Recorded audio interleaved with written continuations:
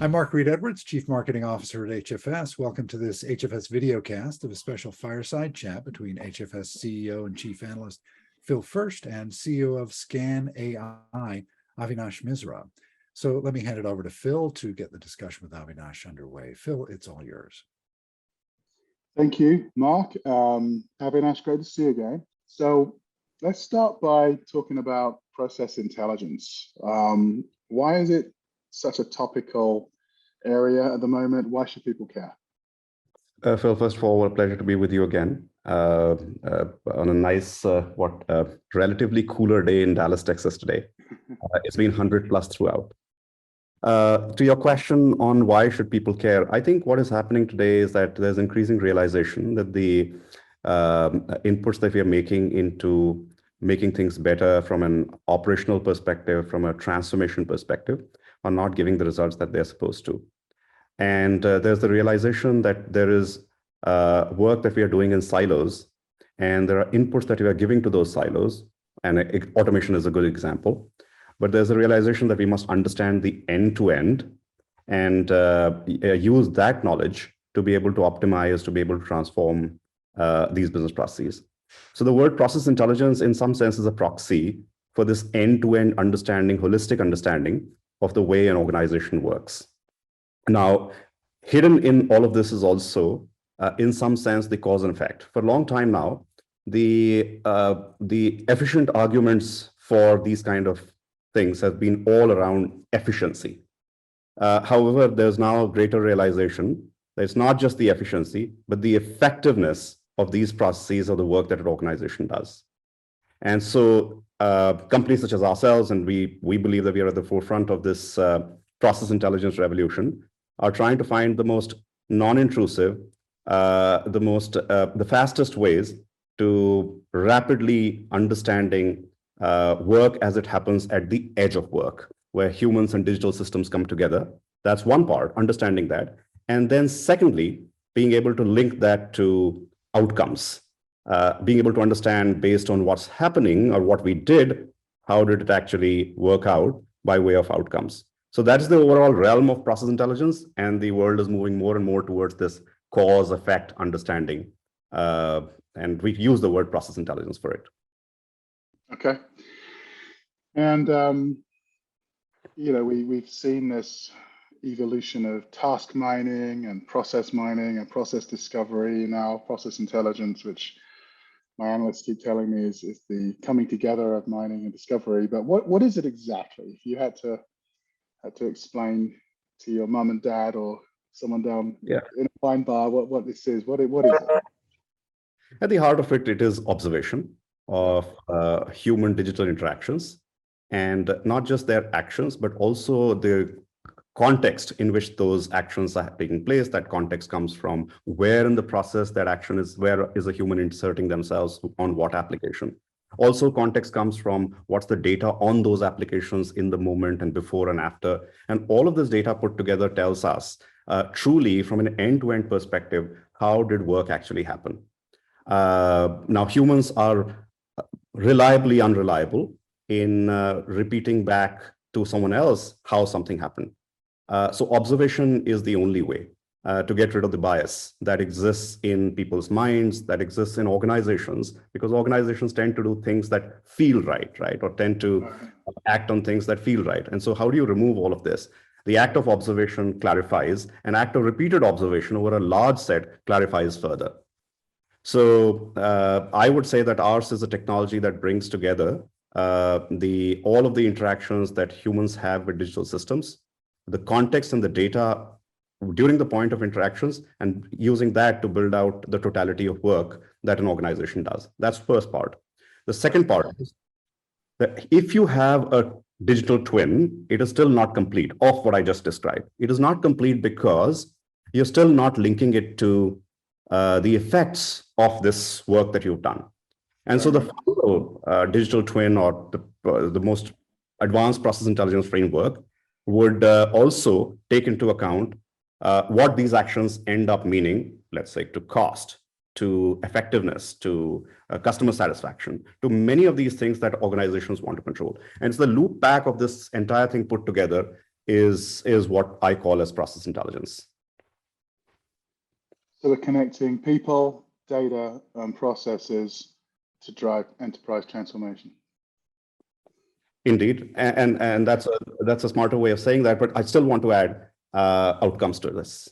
I think there's far lesser attention being paid to outcomes. We are focusing on the efficiency argument and not the effectiveness argument. Once you add the effectiveness argument to this equation, then the loop gets complete.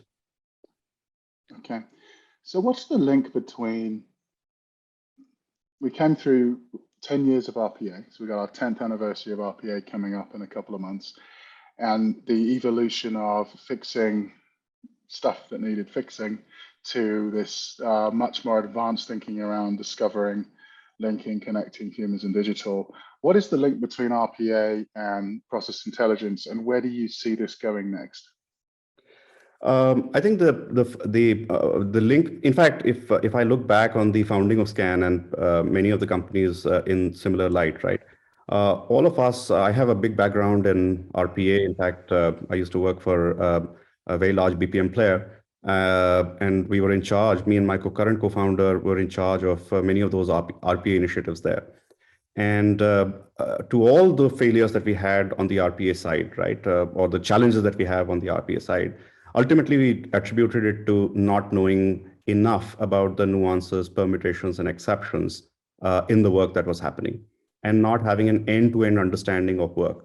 And most of our RPA efforts, and even so to some point even today, are focused on silos on the task. So while you might optimize that task, you still are left with many of such tasks put together which are still unoptimized. Your entire output is then premised on your weakest link in that chain of tasks.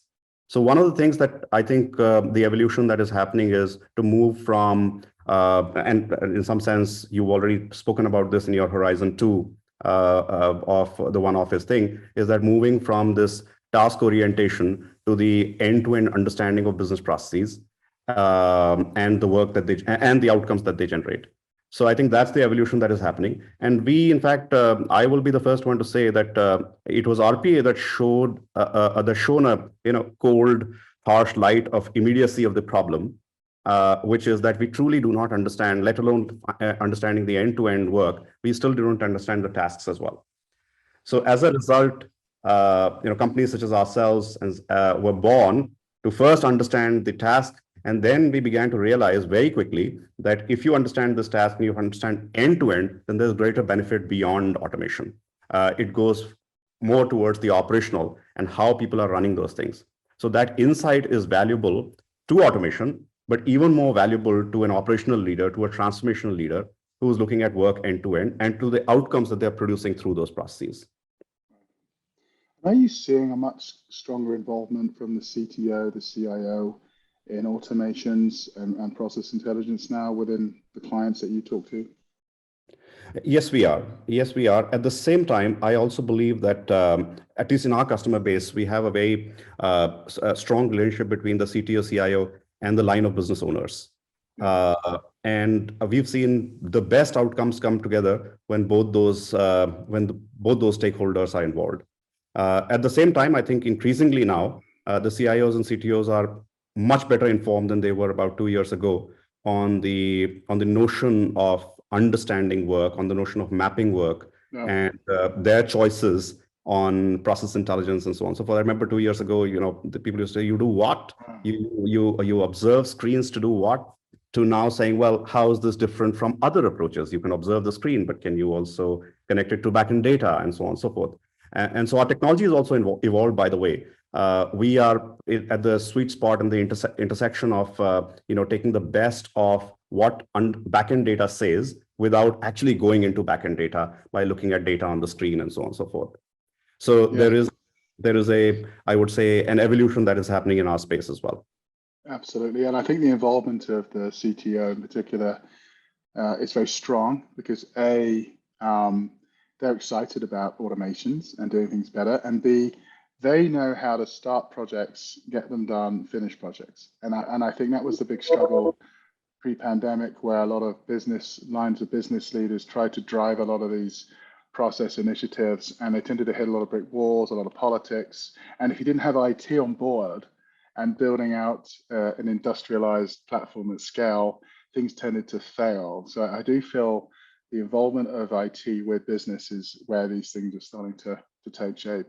So tell me a bit about your company, Skan. You've raised some money, you've made some noise in the market. There's obviously been a bit of a crash in the tech market as well. Where are you in your evolution, and what do you think is going to happen in this whole process tech industry? I think, first of all, evolution is continuous. And in some sense, when markets crash, it gives companies the time, and especially the people who have a strong thesis, the time, and the customers the time to really sit down and look at the problem with a certain, I would say, pause and with a certain amount of focus.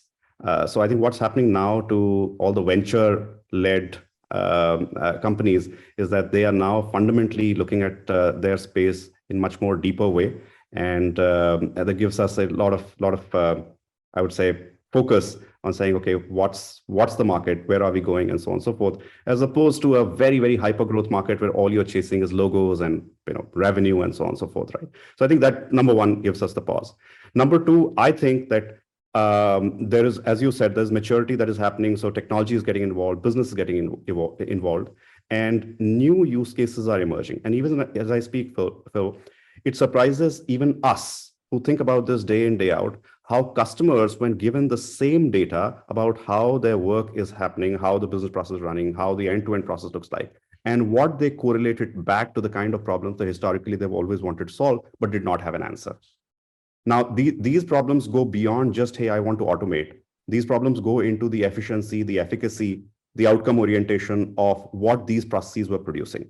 So the root cause analysis, the cause effect thing is becoming stronger. So our industry ultimately will not be on process intelligence. It will be the coming together of the process intelligence that we call as process intelligence today, and decisions that are made on those or outcomes that are produced from those. So the trajectory is clearly towards a set of work that humans do, a set of outcomes that the organization produces. Can you have a feedback loop and mechanism on all of this through the same acts of observation and continuous monitoring of both the work and its output? That's where I see the whole thing going. And in fact, you, I don't need to tell you, if you look back at your own thesis on, and I was going through that earlier on the Horizon 2, Horizon 3, ultimately it's the same thing, right? Whether we look at connectedness within the enterprise or outside the enterprise, it's about outcomes and looping those outcomes back into the work that the organization is doing. Interesting. And so as you look at companies investing in these mega platforms like ServiceNow, Pega, Azure, these types of businesses, how do you see Skan fitting into the corporate tech jigsaw as we look out of the next sort of couple of years? I think so first of all, to the investment by the interventionist companies, right? So everyone has a certain kind of intervention. It may be a workflow kind of, it may be an automation kind of intervention. Discovery is very important to them. However, discovery is also important in other ways. So any investment that goes in by a interventionist company is focused on that intervention. However, there is always a space for the more secular and the independent analysis of work that is end-to-end, that does not have a specific agenda for a specific integration, right? That intervention may be a bot, the intervention may be putting a new orchestration in place, and so on and so forth. So I firmly believe that there is a strong space for the most secular process intelligence framework that, beyond all the imperatives of what I want to do, gives you a complete and unbiased picture of what should be done. Not just that, if it is done, then how do things evolve, and what are the intended and the unintended consequences of the way work is happening in the organization. So telemetry is a given. Telemetry is bound to come to our industry. It has already come to much of human endeavors. BPM world needs telemetry, and secular telemetry at that. Excellent. Well, so how did you end up doing this yourself, Avinash? You've been a well-known figure in the services and tech for a long time. How did you end up building up a platform like this and Is this something that you'd recommend others do? No, I of course everyone should do what they feel most passionate about. So I wouldn't recommend anyone anything other than they should do what they like and the problem that they face themselves.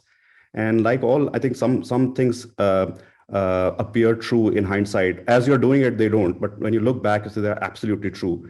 When people say that to be able to solve a problem, you should have lived through the problem. And to your question as to how did I come to doing this, is Manish Garg, my co-founder, and myself, who's, by the way, Manish was also my co-founder the last 20 years. Last company also was co-founded with him. So both of us actually lived through the problem. And in honesty, when our last company was acquired by Genpact, we did not have a clue what we're going to do next. But such is the conspiracy of the universe that you end up solving hairy problems of automation, re-engineering, and transformation, and you begin to see, well, there is a not just at in those circumstances, but in general in the industry, there is opacity of work, and technology is already there to remove that opacity. How do you bring that technology to bear in a manner so that A, that opacity is removed, and B, the removal of the opacity leads to certain outcomes that organizations are looking for.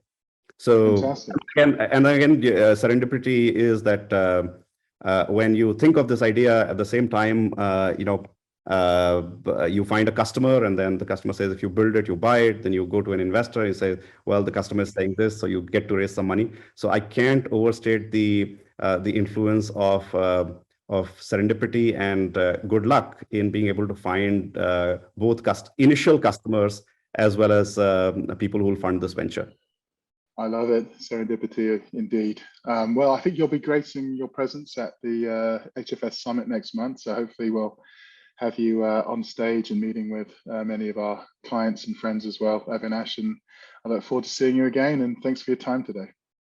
Phil, I cannot tell you how thankful the world is for folks such as yourselves who are now moving beyond the online and coming back to the real world. So forget about being on stage, just being in the presence of a lot of warm bodies and seeing you all in 3 dimensions is reward enough. So I'm looking forward to it. Indeed, it's been 3 long years and it's coming back. I can't wait myself. So perfect. All right. Thank you again. Thanks, Phil and Avinash. Great discussion. To learn more about HFS, head over to hfsresearch.com, where you can view most of our research for free. Plus, we have a growing library of videocasts just like this that you can take with you wherever you go. Thanks for tuning in, and we'll see you on the next HFS videocast.